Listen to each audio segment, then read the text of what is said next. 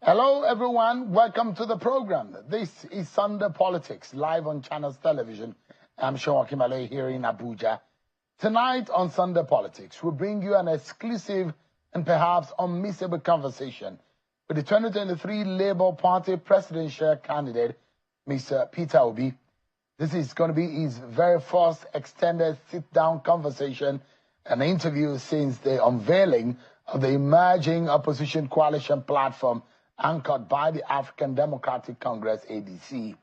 As the political temperature begins to rise ahead of the 2027 election and as opposition figures align to challenge President Bola Tinubu and the ruling APC, Mr. Obi opens up to us on the program exclusively on the state of the nation, the deepening economic and security crisis, and where it stands in the evolving coalition talks in these over 1 hour special.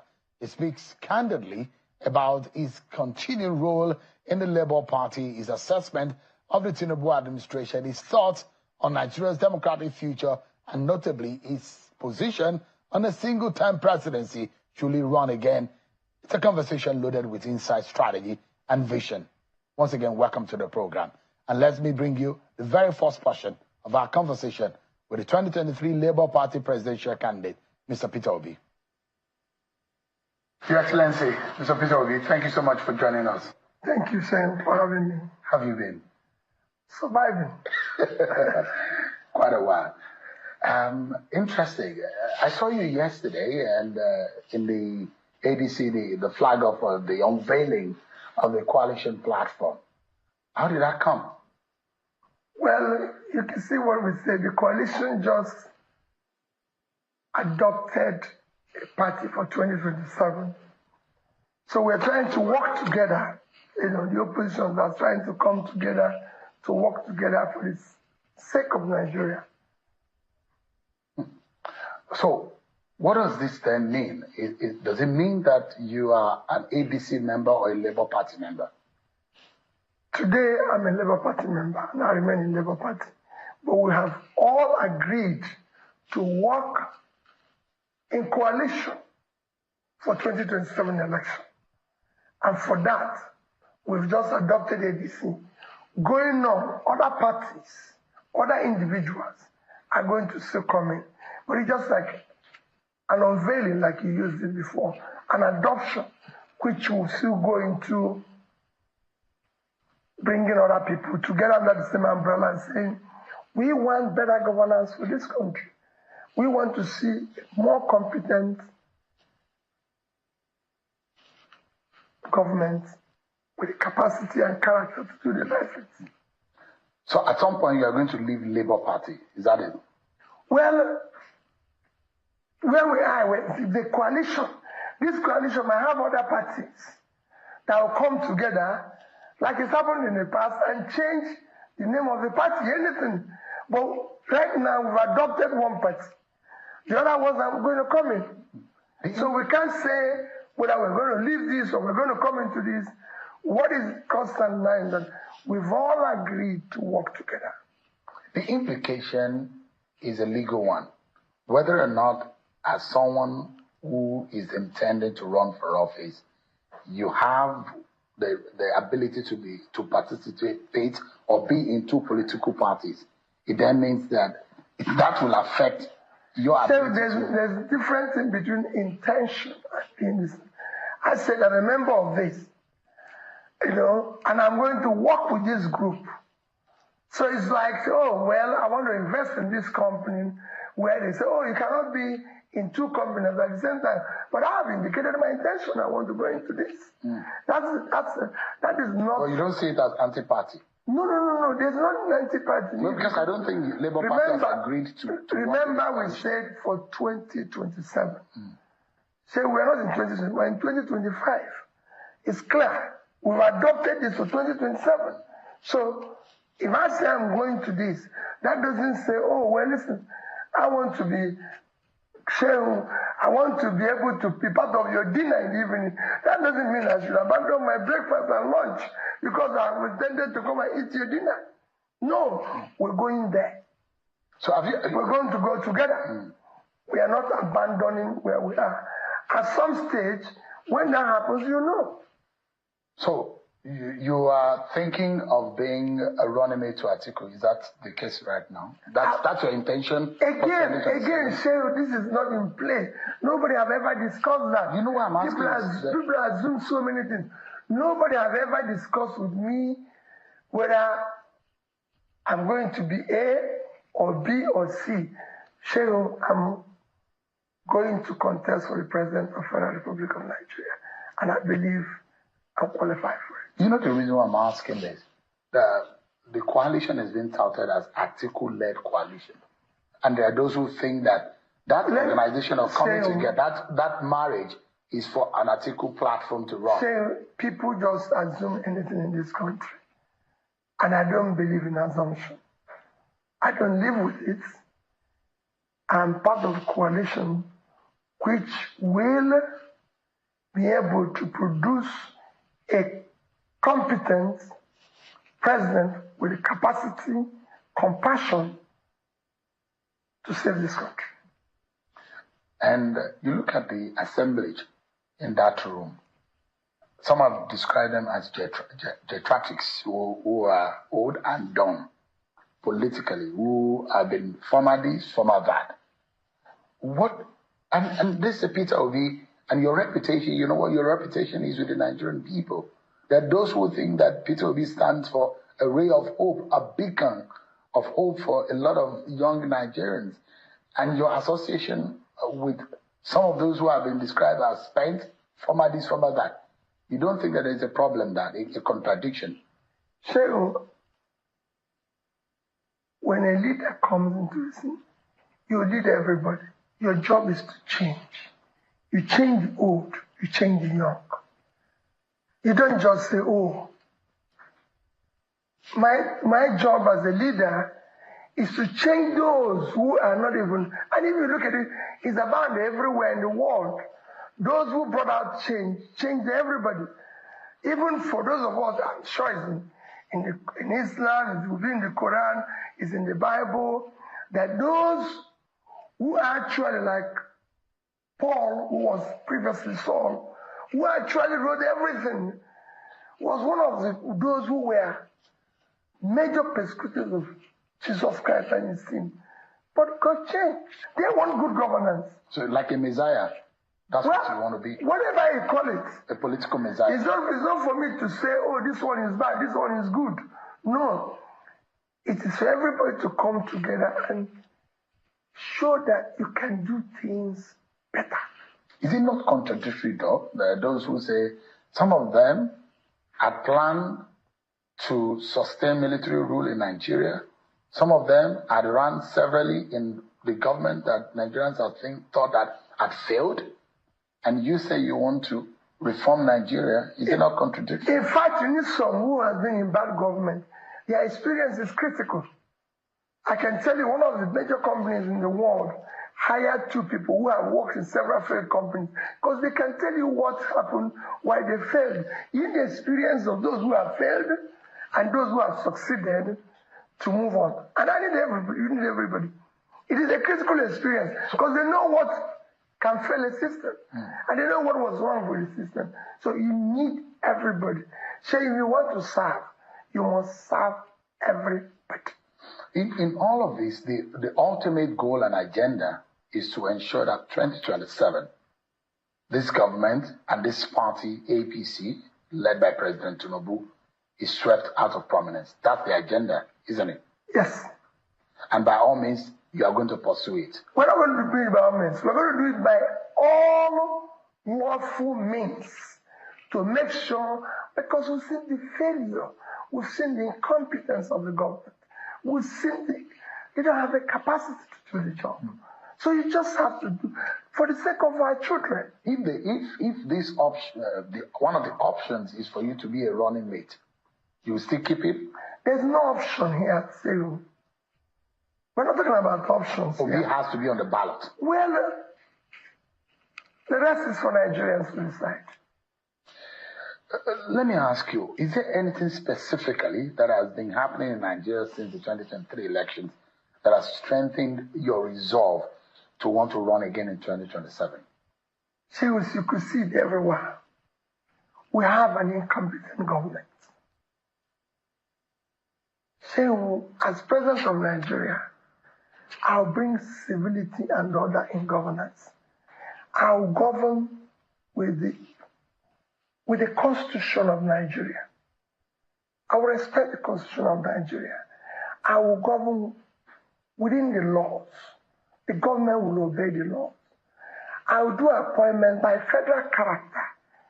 I will appoint competent persons with capacity and compassion for good of Nigeria. People that are worthy of emulation. So I'm not going to be Minister of Petroleum, like it's been. Every ministry will have substantive minister who is competent, who has the character, compassion, and capacity to run that ministry, but show you the things that as president, I will have hands-on reported to me daily on real time.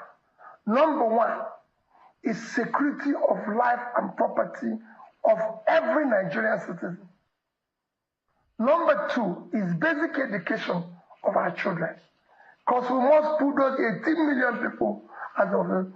So it is more important for Nigeria to invest in education than oil.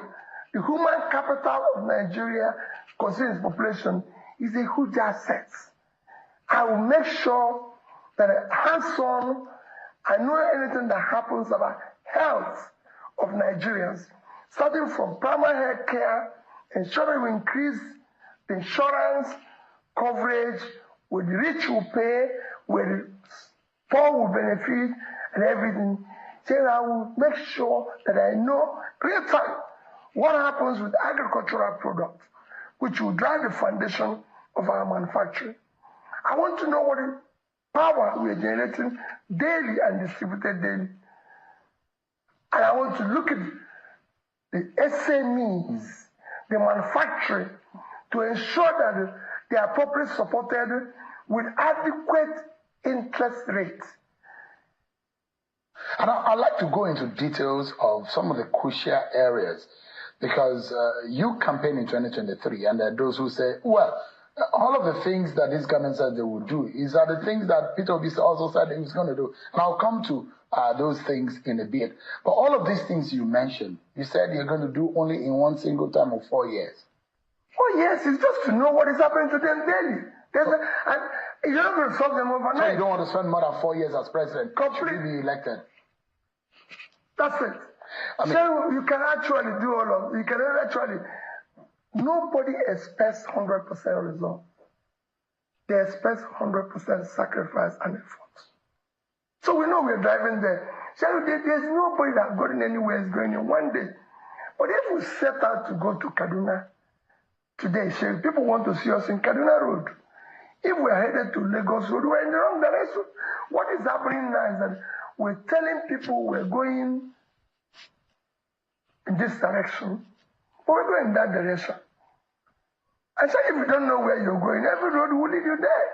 That's the confusion. Can Nigerians trust that commitment of a single term from you?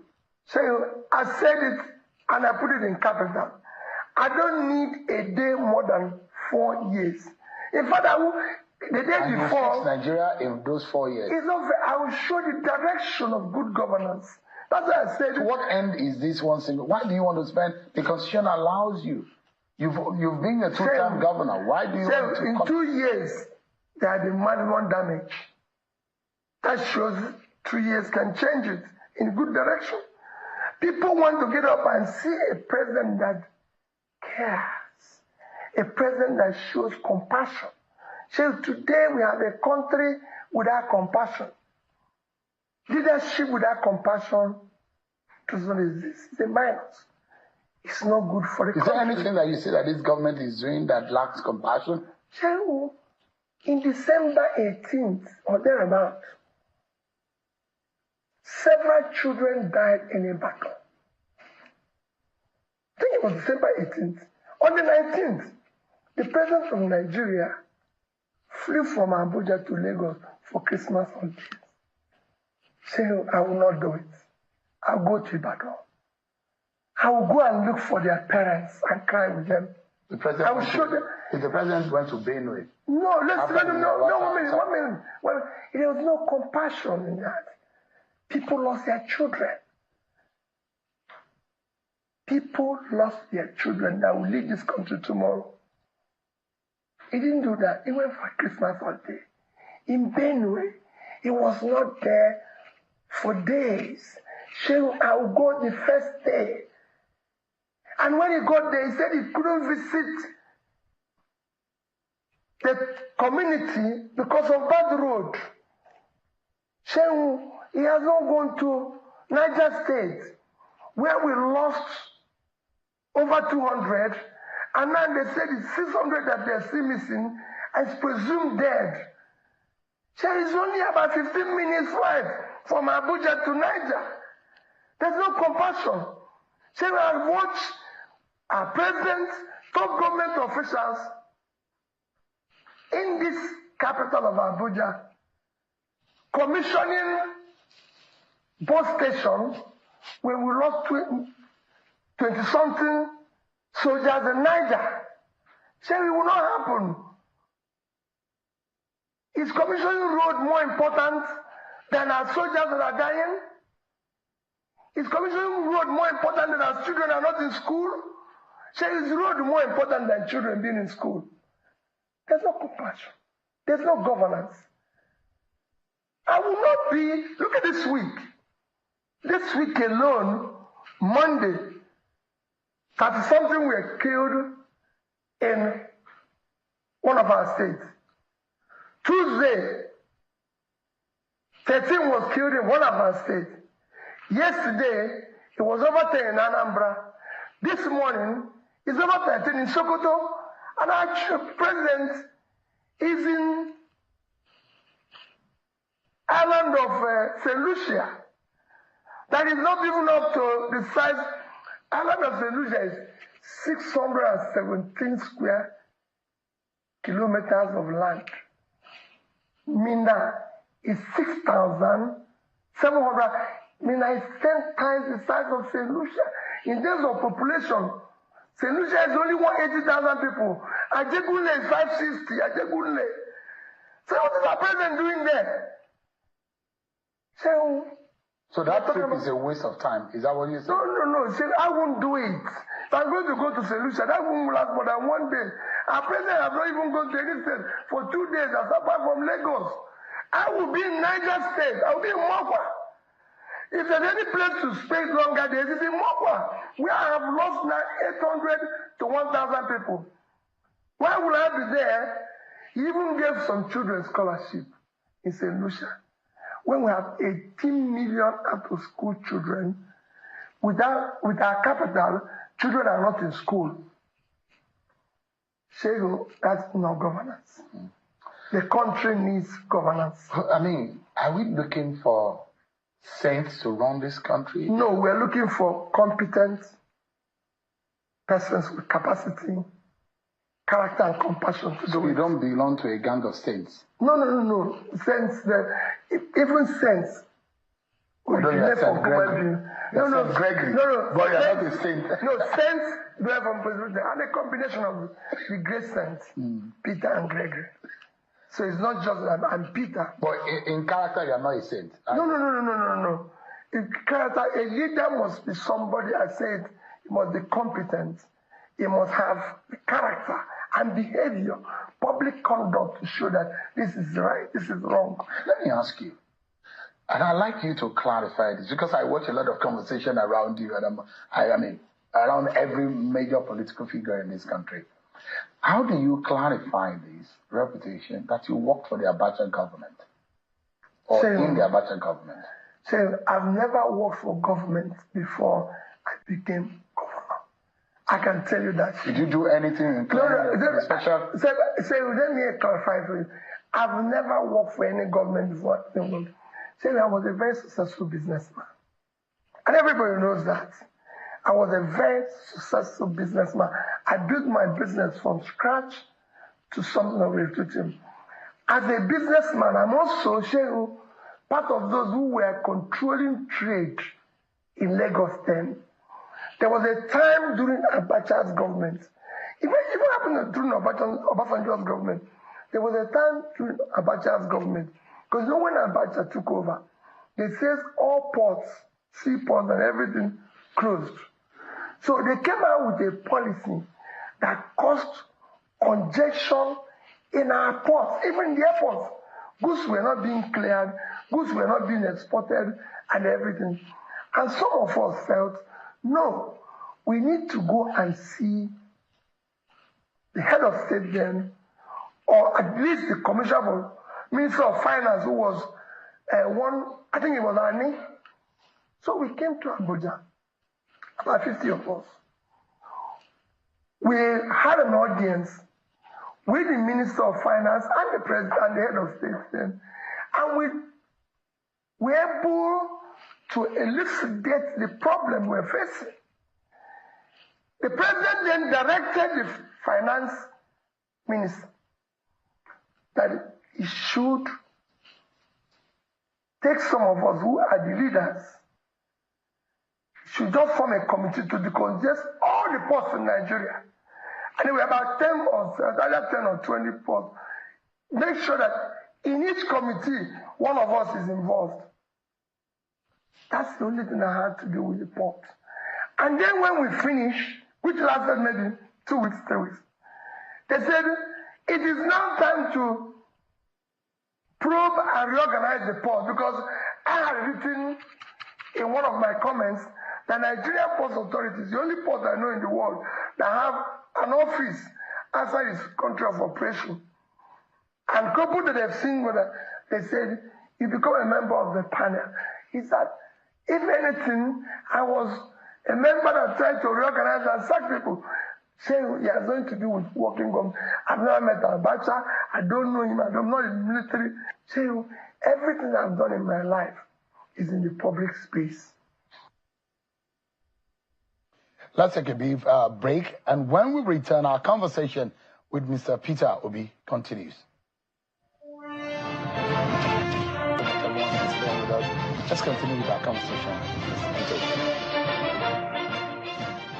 I mean, you seem to campaign more about frugality than investment. That those who say those monies that you're talking about that you're leaving could have been invested. So I invested it. I invested in education, which is the most critical investment a nation can do. So I took the state from 20-something in Wayakaneko to #1. So under me, and I challenge any state, under me, all secondary school, I can go down to primary, all secondary school in Anambra State had a functional science lab, had a sick bay, had a generator, had 2 buses, have computer. Go and ask HP till today. I bought the highest number of computer ever sold by HP to any state in Africa. The order, they're there. You can go and ask HP, or you can go and ask the star of, let me remember his company now. You can go and ask him. No other person has done it. If you become president, you will be frugal, yet you invest. No. If I become president, I use the resources effectively. I cannot say buy a new jet. Even if you need one. I don't need one. You don't need one. Because you can go to anywhere with that jet. I will never need one. You fly APC, you fly Ghana, you fly BN. Of course, baby. Say, I will not use 150 billion to buy a jet when 80% of our primary health care centers are not functioning. Even as against security protocols. Which security? You've been a governor, you know what it is. No, what do you mean security? That's what they tell. That's nonsense they tell. I was a governor for my first 4 years. I drove 406. For the rest of it, I didn't drive bulletproof cars. Nobody's trying to kill you. You're doing the right thing. It's when you do the wrong thing that you're saying about that. Would security agency even allow you? No, forget all those things. If your people are dying, you should be ready to die. That's the job you chose. Or you go back to your house and live quietly. The president should also be ready to die if your people are dying. Why should we have security vehicles? No, you can fly. Who is protecting you in the air? If you catch it, everybody dies. The British Airways flies every day. How many people have died? Are they going to provide you security in the air? Let me take you to because what is important for our nation today is the alternative and the options that we have as a people, the hope of a better Nigeria. And economy is very key. And I look at this government, the administration says they are focused heavily on currency reforms and subsidy removal, which many say have worsened inflation and hardship for ordinary Nigerians. What alternative economic strategies would you pursue to stabilize the economy and protect the most vulnerable compared to the current government's approach should you become president? So, I campaign on removal of subsidy. Remember, but I said, one, there's a corruption associated with the subsidy that you need to remove first. If you had removed it, that's what I said, yes, but it was done in a disorganized manner. So everything is about organization. There's a corruption associated with it that you need to remove first to know the actual subsidy and organize how you can gradually deal with whatever is remaining, and people must have to see the alternative. So when this government removed subsidy, do you know what they said? They said it's to stop borrowing to sustain it. But this government has borrowed more than government of Yaradua, Jonathan, Buhari put together. As at the time Buhari left, our debt was about 80 trillion. Today we're almost 180 trillion. Without anything to show for it. Is it a crime to borrow as a government? No. These are part of the laws I want to change. We must now make a law that all borrowing must be for investment. In critical areas of development, you don't borrow for consumption. Without that, you waste everybody's time. Saying I'm a businessman, there's nothing wrong in borrowing. If I borrow to build factory, it's different if you borrow to bury your father. Because your father is of no value. He's gone. It's just consumption. That's why I keep saying that I want to move this country from consumption to production. For example, what would you borrow for if you were president? So I'll borrow to finance education. I'll borrow to ensure that Nigerians have power. I can go on and on. There's so many things. How long can it take you, for example, to fix Nigerian power situation? So you went to Egypt. Thank you. So let me learn from them. That's it. It took Egypt 5 years. So we're not going to fix overnight. But remember what I said. Nobody expects 100% success. They want 100% effort. If development and what you do, governance, must be measurable. So if we decide, okay, we are now at 4,000. So we can decide, I'm only going to do 8,000. But annually, there must be improvements. How would you do it? How would you fix power? It's not rocket science. Egypt, I'm not saying now, the 3 countries that improve power in the recent time, unless one did it yesterday, at the time I went to Egypt, we are 3 countries in the world: India, Vietnam, and Egypt. And those are developing countries. So, governance is about learning from best practices. It is not rocket science. So what do you feel? Have you identified why I'm over 40 and I've not, in my lifetime, since I was born, I've not experienced constant electricity, and my children were born into a similar situation? The question is, have you identified what the problem is? Yes, the problem is in failure of leadership. That's the problem of electricity. Everything. If you have a determined leader, he will learn, he will ensure implements vigorously. Like the president announced that he's happy that the opposition is in crisis. I will go there and solve it. As governor of Anambra State, you've seen me say it every day. Ojus Okari is there. He came to campaign for Chekunife. I gave him the vehicles that took him to the campaign. When he finished, he came to my lodge, ate lunch in front of me, standing this way, Uche standing this way. He said he has come to campaign, that I've done well, Uche will replace me. And I was in that election. And when I go to, they go say, oh, Peter, you're too weak. I said, I dare the people going to vote. When the people voted, they voted for me. So the same thing that president is doing by employing or appointing Nyesom Wike as FCT minister and empowering the opposition, is that the kind of thing you're describing? No, it's not empowering the opposition. I want strong opposition parties.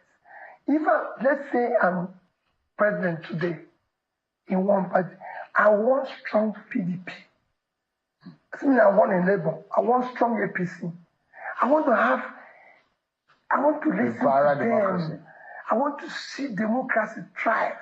I want people to understand. I want to listen to the opposition. Because they might have an idea that is superior to what I have.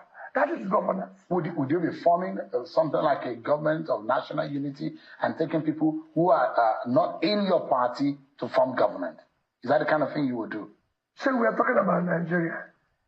If they have something that is better, I'll take it. You appoint ministers outside of your party? It's no question of appointing ministers. I'm appointing Nigerians who are competent. Happens everywhere. So the government of England went to Canada to hire a central bank governor. Do you know how old England is? That colonized Canada. They went there because they wanted to function. It's only in this country that you put in competent people in a place because they're your relation or they know you. And that's what I'm clamoring for. We have voted for incompetence. We voted for tribe. We voted for religion. Let's vote for competence. Do you think that the North trusts you? So, I want them to trust me. The biggest asset of this country is in the North. The uncultivated land in the North. The criminality we face in the North today, I'll deal with it. So if I'm president, the North will celebrate me. I have an idea of the problem. So I'm in this country when, if I'm looking for cash, I go to Kano. There used to be industries in Bompai 1, in Bompai, Shadan 1, Shadan 2, and everything. So I was in Indonesia this year. From February 1 to February 7, meeting from Minister of Health, Minister of Education, Minister of Small Businesses, Minister of this, to former Vice President, to the most popular president. And so you learn, and what they did is not rocket science. Let me ask you, Mr. Obi, there is a popular slogan that you used in the campaign, from consumption to production. Yes.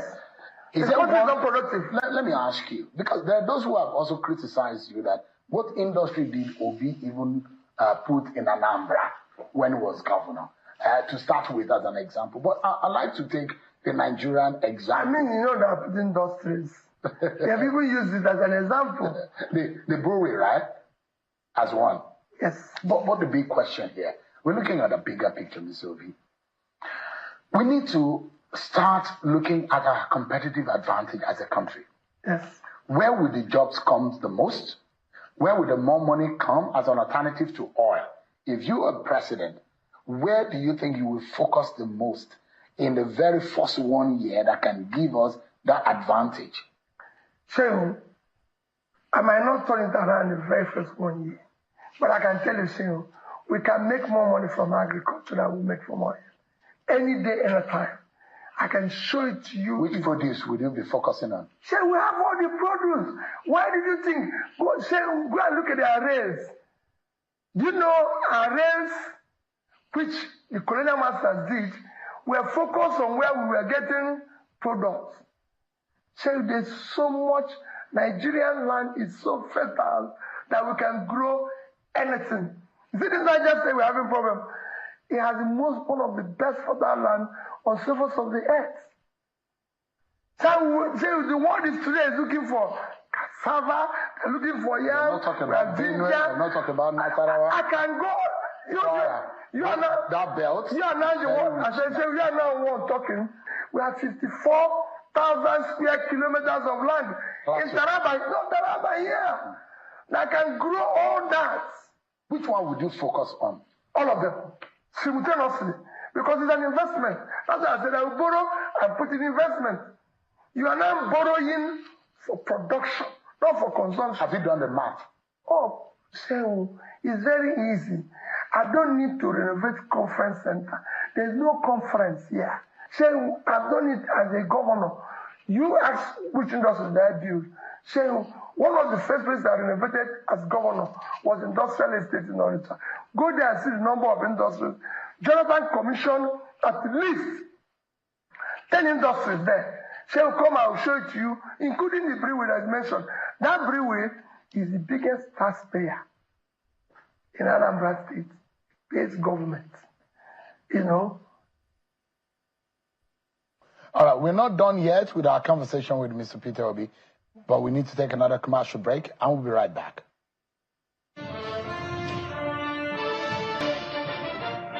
Do you applaud this government for some initiative, for example, the tax reform bills, those 4 laws that have been signed by the president, the student loan that's been given, the credit corps, and this government will say we are turning the curve, and our economy is gaining momentum. Are you able to applaud those kind of initiatives? The reality in governance is the people. Nigeria has never lacked good policies. What it lacked is good and committed implementation. Remember, Nigerians are very good people. They're committed. That's why every president comes and says, things are difficult, let's fast. And Nigerians will jump to it and say, okay, let's fast with you. But then the leaders now go into feasting. When they've just asked the people to fast. You can't tell people to fast when you're feasting. You buy new planes, you're renovating houses, buying new mansions, doing this. Say, we don't have a hospital. If anything happens to you or me now, they can't rush us to our national hospital. There are private hospitals. No, they have broken that. Shame, I'm just telling you. This is nonsense. Government-owned hospitals. When British Prime Minister had COVID, they took him to St. Mary's. I had a cousin in the UK. He had COVID. They took him to St. Mary's. Our national hospital is supposed to be our #1 hospital. Go there. They have no equipment. It's all broken down. They have no ambulance. Our government officials are driving on the road with ambulance. So I've never seen government officials anywhere outside Nigeria. He's come for an ambulance. Not even, no, I lived in the UK for years. Why? Because an ambulance in hospitals. Ambulances are meant to be in hospitals, not to be following government officials. Is there a promise that, I'd like to know, because all of these, the policies and everything that we're talking about in terms of the economy, is the bottom line is the livelihood of the average person. Completely. The man and the woman who are trying to eke out a living, if they don't work every day, they cannot feed their families. What promise do you have for them? For them to think that Peter Gregory Obi has an idea that can alleviate their poverty, give them some hope. How soon do you think, should you be elected president, that you can help them out of this poverty and this hopelessness? So it's not going to be overnight. But let me tell you. But you will do it in 4 years. From day one, I will tackle the issue of security. You can't tell me that non-state actors can be stronger than state. How would you do that? We declare war. Say we've lost more people than countries at war. So let's go to war. Let's do whatever it is. Even this borrowing you're talking, borrow money to put into security, into equipment, Get the manpower. But you will not get those equipments in real time. You have to wait until they manufacture. Let me tell you. It's frustrating. There's nothing you cannot do if you want to do it. It's frustrating. So this government doesn't have the willpower or what? I just told you.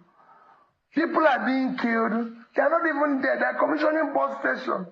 So you cannot tell me that I, Peter, will be sitting where we have 10 soldiers die, which I'm not sure our police die and everything, which I'm not sure they're being killed.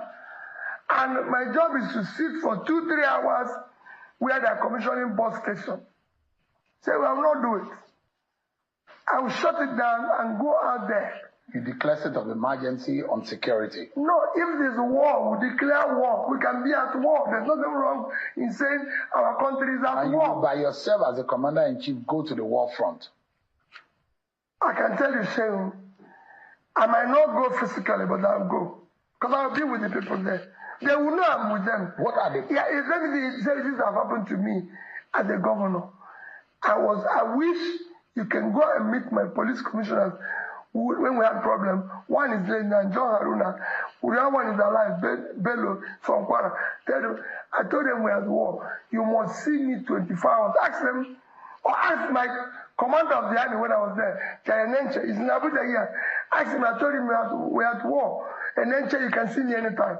I must stop this criminality. And I'm happy that if you look at an interview from then A.G. Abubakar, I said for 5 years, we've not had issue of bank robbery, major crime in Anambra State. But there was spate of the kidnappings and a few of those. There's nothing you will not see anywhere in the world.